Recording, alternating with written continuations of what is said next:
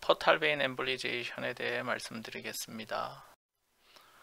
메이저 헤파텍토미 하기 전에 퓨처 렘넌트 리버가 작은 경우에는 모비디티 모텔리티가 올라갑니다. 그래서 간을 한 3분의 2 이상 잘라낼 경우에 남아있는 간이 너무 작으면 곤란하죠.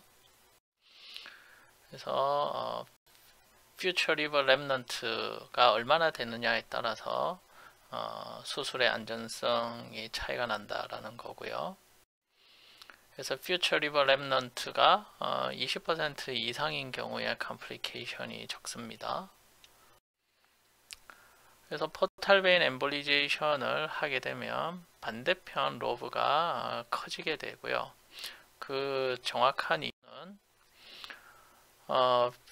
다양한 이런 말들이 있습니다. 그로스 팩터가 어쩌고 저쩌고 이런 말들이 있는데, 어쨌든 한쪽 포탈 베인을 막으면은 그쪽 리버가 좀 망가지겠죠. 그러다 보면 반대편 리버가 좀 커지지 않을까 간단하게 생각해 봅니다. 그래서 대개 간암이거나 클라츠킨 튜머인 경우에 많이 시행하는데, 노멀 리버인 경우는 퓨처 리버 렘넌트가 한 20에서 25% 이하인 것 같다. 그러면 포탈 베인 엠볼리제이션을 해야 됩니다. 간암인 경우에는 리버 시로시스가 있기 때문에 간 기능이 그닥 좋은 편이 아니에요. 그래서 퓨처 리버 렘넌트가 한 40% 이하다. 이런 경우에는 포탈 베인 엠볼리제이션이 필요할 수 있습니다. 앱솔루트 컨트라인디케이션은 튜머가 포탈 베인을 인베이전 한 경우겠죠. 엠볼링 머티리얼은 다양하겠습니다. 논문마다 병원마다 아주 다양하고요. 그래서 젤라틴 스펀지 파티클 쓰거나 PVA 쓰거나 글루 쓰는 데도 있고, STS, 에탄올 코일 이런 거에 콤비네이션을 쓰기도 합니다. 이 경우에는 젤라틴 스펀지 파티클을 쓰는데 그냥 쓰는 게 아니고, 이 베스큘러 플러그로 라이트 포탈 베인을 막고 나서 시스로 젤라틴 스펀지 파티클을 주면 젤라틴 스펀지 파티클이 이 베스큘러 플러그를 건너가지 못하니까 아주 빠르게 시술을 할 수 있겠죠. 주로 아산병원에서 이 베스큘러 플러그, 그리고 요즘에는 글루도 많이 쓴다라고 합니다. 이 논문에서 보면 이렇게 벌룬 카테터로 라이트 포탈 베인을 막고, 그리고 시스로 STS를 주고 한 40분 기다리면 잘 막힌다고 되어져 있죠. 이렇게 일본에는 이런 사이드 홀이 있는 벌룬 카테터가 있어서 이걸 이용해서 라이트 포탈 베인을 막고 사이드 홀로 알코올을 줘서 한다. 그런 논문도 있어요. 그래서 파티클만 쓰느냐, 거기다 코일까지 같이 쓰느냐, 이게 좋냐 저게 좋냐, 그런 논문들이 많은데 생각보다 뭘로 막느냐는 그렇게 중요한 것 같지는 않습니다. 어떤 논문에는 글루로 막으면은 좀 더 좋다, 그런 논문이 있는데, 유럽 가이드라인에서는 현재까지는 일단 젤라틴 스펀지 파티클은 쓰는 걸 추천하지 않고 있어요. 요거는 서울대병원의 이제 옛날 케이스인데, 옛날에는 이렇게 젤라틴 스펀지 파티클로 막고 나서 센트럴 포탈 베인을 코일로 이렇게 많이 막았는데, 그러고 나서 CT를 찍으면은 코일에 의한 아티팩트 때문에 리버가 얼마나 커졌는지 재는데 약간 문제가 있을 수 있어요. 그래서 요즘은 코일을 쓰지 않고 글루로 포탈 베인을 막고 있습니다. 그래서 젤라틴 스펀지 파티클이나 피부의 파티클을 먼저 쓰고, 그리고 글루로 막고 있어요. 포탈 베인 어프로치는 가능하면 떼어낼 간 쪽 입시라테럴 포탈 베인을 들어가는 경우가 더 좋고요. 그래서 퓨처 리버 렘넌트의 인저리를 안 주는 게 중요하겠죠. 컨트롤 라테럴 어프로치를 하면 좀 더 시술이 쉽게 될 수는 있지만, 만약에 컴플리케이션이 생기면 퓨처 리버 렘넌트에 데미지를 줄 수 있기 때문에 가능하면 입시라테랄로 하는 게 좋습니다. 그래서 대개는 라이트 포탈 베인 엠볼리제이션을 하니까 라이트 포탈 베인을 찌르죠. 이런 21게이지 시바니드를 이용해서 포탈 베인을 찌릅니다. 옴니 카테터가 좋고요. 이 옴니 카테터는 사이드 홀이 있어서 엔지오그래피 하기도 좋고 입시라테랄 포탈 베인을 마이크로 카테터로 넣어서 엠볼리제이션 하기 좋고요. 나중에 펑처 트랙은 뭐 코일로 조금 막고 글루로 막아도 되고요. 저는 개인적으로 요즘은 펑처 트랙은 그냥 글루만 써서 막고 있어요. 대표적인 케이스 보여드리면 6번 포탈 베인을 펑처하고 이렇게 옴니 플러시 카테터로 베노그래피를 합니다. 그래서 주로 이제 라이트 포탈 베인을 막게 되는데 라이트 포탈 베인이 가장 길게 보이는 각도를 잡는 게 좋습니다. 대개 CT를 보면 판별이 되겠죠. 이 환자는 RAO 23도를 해야 하면 라이트 포탈 베인이 가장 길어 보입니다. 마이크로 카테터를 이제 세그먼트 8번 포탈 베인으로 들어가서 글루나 피부의 파티클을 먼저 주고 난 후 플로우가 느려지면은 이처럼 젤폼이나 피부의 파티클을 먼저 주고 플로우가 느려지면 그 다음 글루로 프락시말 포탈 베인을 막습니다. 라이트 포스티리어 포탈 베인의 플로우가 좀 느려져 있는 상태에서 카테터로 글루를 주입을 합니다. 그러면 서서히 라이트 포스티리어 포탈 베인이 차겠죠. 그래서 글루를 서서히 주면서 시스와 카테터를 동시에 슬금슬금 빼면 포스티리어 포탈 베인과 트랙을 한꺼번에 잘 막을 수 있어요.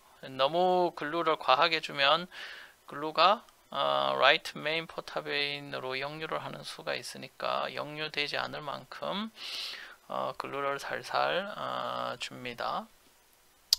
글루 희석 비율은 뭐 대개 1대3이나 1대2 오퍼레이터에 따라서 하겠죠. 이제 글루가 리버 캡슐 바깥으로 새어 나간 게 보이죠. 카테터와 시스를 동시에 이렇게 빼면 펑처 트랙과 리버 바깥 그리고 서큐 트랙까지 글루가 찼습니다. 요거는 조금 오래된 케이스죠. TAC를 2번 받았고 아마 라이트 헤미 헤파텍토미 예정인데 레프트 로브가 작으니까 포탈 베인 엠보가 의뢰가 왔겠죠. 이렇게 포탈 베인을 시바로 펑처하고 헤어와이어가 들어가고요. 헤어와이어 방향을 봐서 포탈 베인인지 바일덕트인지 알 수 있고요. 옐로 시스가 들어가고 옐로 시스가 쭉 들어가면 조영제를 싸서 포탈 베인이 맞는지 확인을 하고 테르모 와이어가 들어간 다음에 6프렌치 시스를 넣습니다.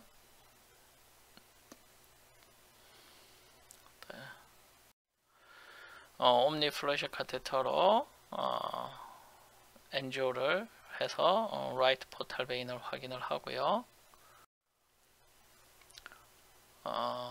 옴니 카테터와 마이크로 카테터 들어와서 여기 옛날 케이스이기 때문에 이제 8번을 젤폼으로 합니다. 그런데 유럽 가이드라인에서는 더 이상 젤폼 쓰지 말고 피부의 파티클 같은 걸 쓰라고 레코멘드 합니다. 어쨌든 라이트 엔티리어와 포스티리어를 젤폼으로 막고 있는데 저는 개인적으로 피부의 파티클을 더 추천드립니다. 포탈 플로우가 느려지거든 글루 1대3 믹스처로 라이트 인티리어 포탈 베인을 글루 엠보를 하고 있고요.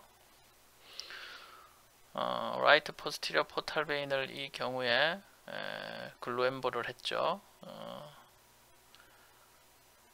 요거 이제 올드 방식이에요. 이러다 보면 이제 플러시 요 오프렌치 카테터가 들락날락 하면서 글루가 카테터에 오프렌치 카테터가 들락날락 하면서 글루가 오프렌치 카테터에 붙어서 막 메인 포탈 베인으로 글루가 움직일 수 있기 때문에 요즘은 이렇게 안 합니다. 여기 보면 글루가 카테터에 붙었죠. 글루가 카테터에 붙어서 조금 이제 아이 곤란해라 이러고 있습니다.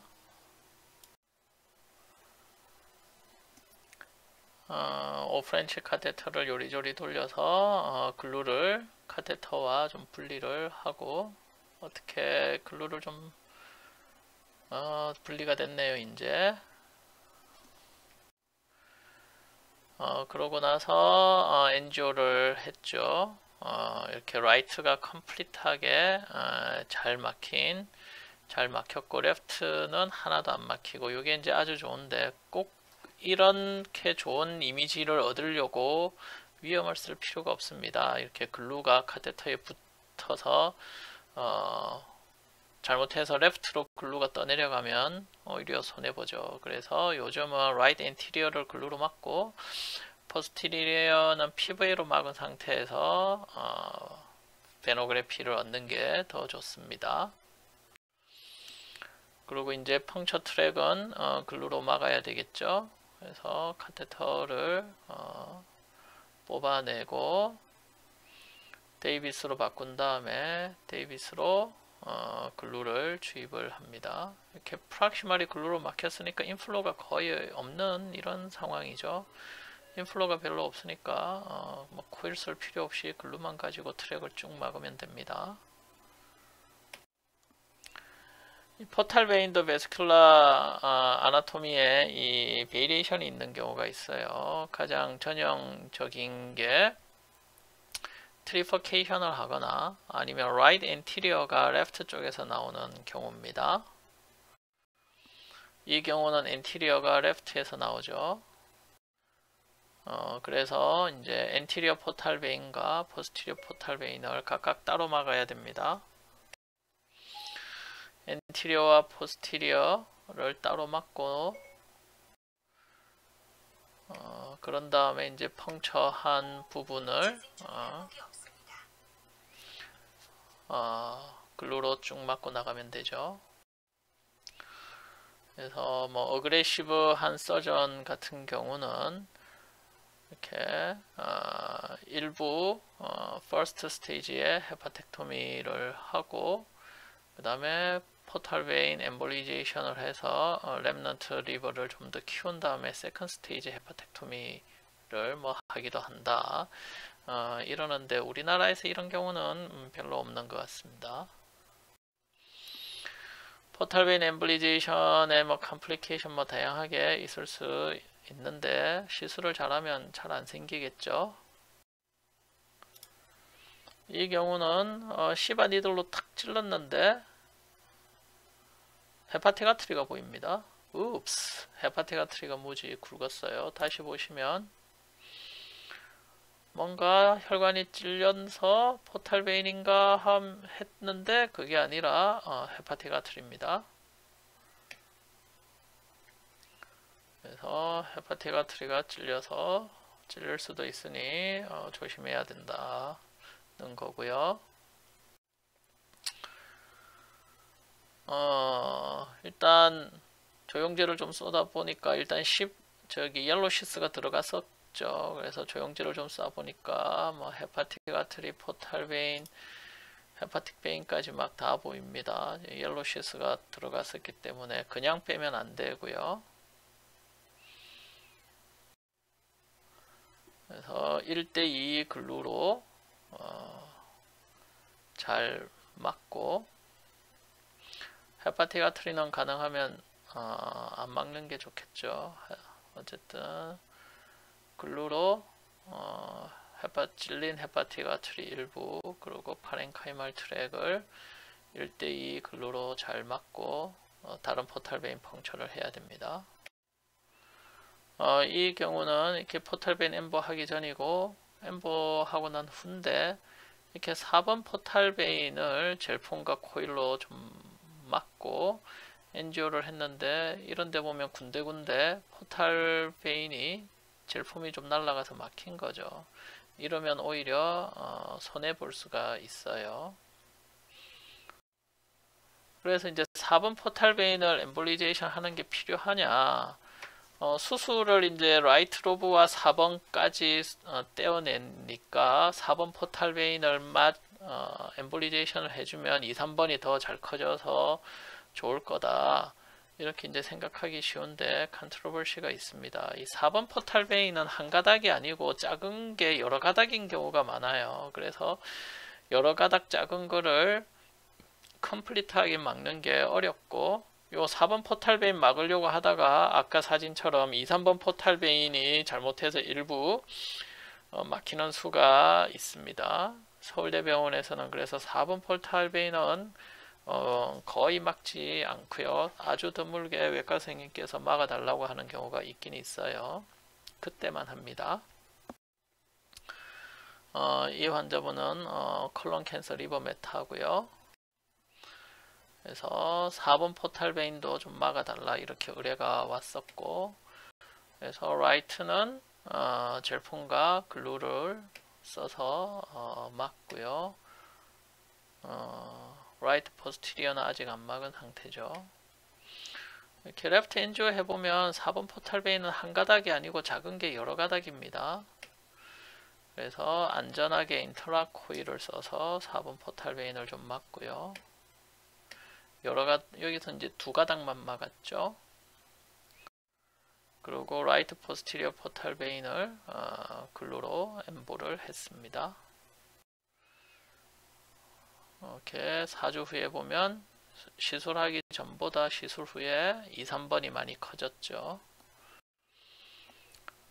이 경우는 튜머가 헤파틱 베인을 좀 막고 있어요. 이렇게 미들 헤파틱 베인이 큰 튜머에 의해서 눌려서. 그리고 펑처를 하고 조영제를 쌌더니 이 조영제가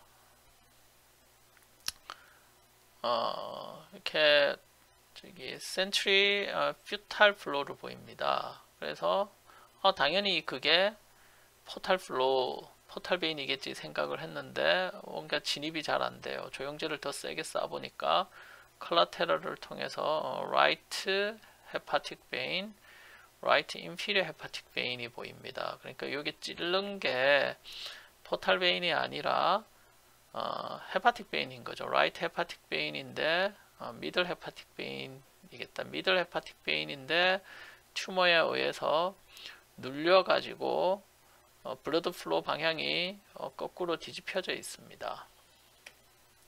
그래서 미들 헤파틱 베인이 펑처가 됐고 방향이 거꾸로 뒤집혀져 있어서 포탈 베인인 줄 잘못 알았던 거죠. 다시 찌른 자리는 글루로 막고 새로 포탈 베인을 잘 펑처해서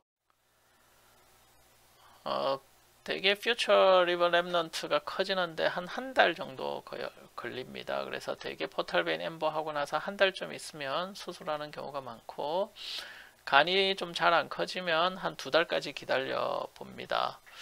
그런데 좀 충분히 간이 안 자라는 경우가 있어요. 이렇게 간 기능이 많이 안 좋은 경우에 잘 안 커지고, 뭐 보고상으로는 한 10%까지 보고가 됩니다. 간이 충분하게 잘 안 커지면 어쨌든 한 2달까지는 기다려 볼 수 있고 2달 이후에 더 커지지는 않아요.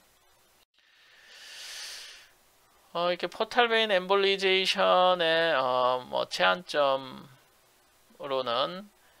이 튜머가 기다리는 동안에 자란다는 거죠. 그래서 실제로 포탈 베인 엠볼리제이션을 하고 나서 리버 리섹션까지 가는 경우가 한 60에서 80% 사이입니다. 그래서 한 20-30%는 포탈 베인 엠볼을 했는데 수술을 못 하는 거죠. 그 이유가 그 한두 달 기다리는 사이에 튜머가 프로그레이션을 해서 언리섹터블 하게 되거나 간이 덜 자라거나 그런 거죠. 어쨌든 포탈 베인 엠볼리제이션은 퓨처 리버 랩넌트의 하이퍼트로피를 유도하는데 아주 효과적이고, 그래서 포스트오피 모탈리티 모비디티를 줄일 수 있고 안전하게 할 수 있습니다. 라디오 엠볼리제이션도 같은 효과가 있어요. 한쪽 로브에 라디오 엠볼리제이션을 하면 반대편 로브가 커지더라. 그래서 그걸 레디에이션 로벡토미다. 뭐 이런 말을 합니다. 그래서 튜머가 오른쪽에 있는데 라이트 헤파틱아트리를 통해서 라디오 엠볼을 하고 나서 몇 달 기다리면 왼쪽 간이 이것처럼 커진다. 그래서 뭐 수술을 했다. 그래서 Y9이 하기 전에 퓨처 리버 랩넌트가 17%인데 그게 41%까지 늘었다. 뭐 이런 말이 있어요. 이 환자는 콜란지오 칼시노마인데 레프트 로브가 무지 작죠. 그래서 엔지오를 해보고요. 렁 션트는 아주 높지는 않고 라이트 헤파틱 아트리를 해야 되는데 아나토미상 요거는 코데이트고요. 그래서 라이트 인티리어 두 가닥을 따로따로 하고 요게 라이트 포스티리어고 요게 시스틱이죠. 그래서 시스틱 아트리를 피해야 되니까 엔티리어 두 가닥 포스티리어를 따로 했고요. 요거는 이제 코데이트를 살리고 시스틱을 살린 겁니다. 한 달째, 두 달째, 세 달째 보면 이렇게 라이트 로브에 있는 튜머는 치료가 되고 레프트 로브가 점점 커집니다. 그래서 이제 세 달째 수술하자 그랬더니 환자가 수술 싫어요 이런 거고요. 그래서 뭐 5개월째, 8개월째 계속 레프트 로브가 커집니다. 그래서 대개는 Y9을 하고 한 3개월 정도 있다가 수술을 하는 경우가 많은데 이 환자분은 8개월 이후 CT까지 찍었죠. 이렇게 잘 커져 있습니다. Y9가 비싸죠. 작년까지는 2천만 원인데 올해는 한 800만 원 정도 됩니다. 그래서 퓨처 리버 랩넌트를 키우는데 Y9가 좋느냐 포탈베인 엠볼리제이션이 좋느냐 뭐 아직 디베이트가 있기는 한데 저는 개인적으로 Y9를 더 좋아해서 돈이 많으신 분은 Y9 하면 좋습니다. 이 Y9는 기다리는 동안에 튜머를 컨트롤할 수 있는 장점이 있고요. 포탈베인 엠볼리제이션은 간이 커질 때까지 튜머도 계속 같이 커지니까 그 점이 조금 안 좋죠. Y9의 단점은 비싼 거 말고도 반대편 간이 커지는데 한 3개월 정도 걸려요. 포탈베인 엠볼리제이션은 한 달이면 커지는데 Y9는 한 3달 걸린다. 그래서 시간이 좀 더 필요한 게 안 좋은 점이죠. 감사합니다.